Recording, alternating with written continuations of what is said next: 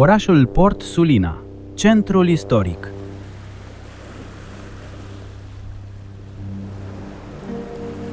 De pe canalul Sulina vedem farul vechi și imediat fostul palat al Comisiei Europene a Dunării, CED.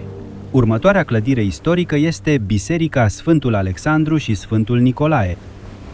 Vom urca în farul vechi, construit în 1841 de administrația țaristă, preluat de turci, de CED și în final de România în 1939.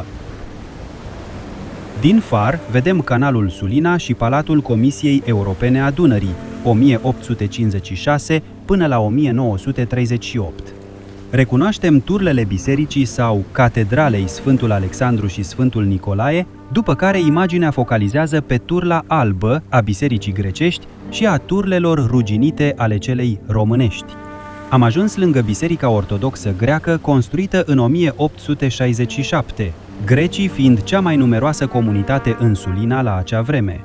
Biserica are hramul Sfântul Nicolae, piatra și iconostasul din lemn de măslin fiind aduse din Grecia. Grecii plecând, biserica a fost dăruită în 1974 cultului ortodox român.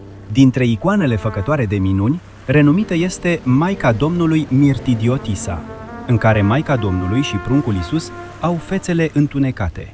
Revedem biserica greacă, în spatele căreia este cea românească, aceasta fiind practic abandonată după darea în folosință în 1982 a catedralei. Biserica are hramul Sfântul Nicolae, ocrotitorul marinarilor.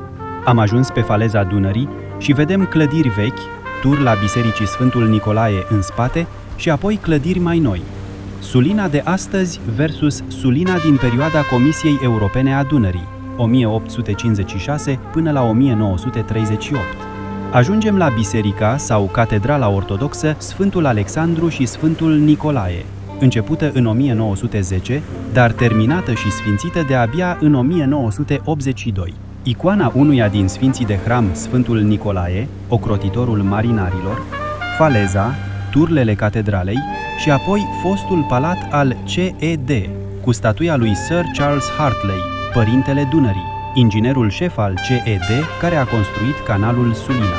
Portul liber Sulina, lumea fantastică din perioada CED.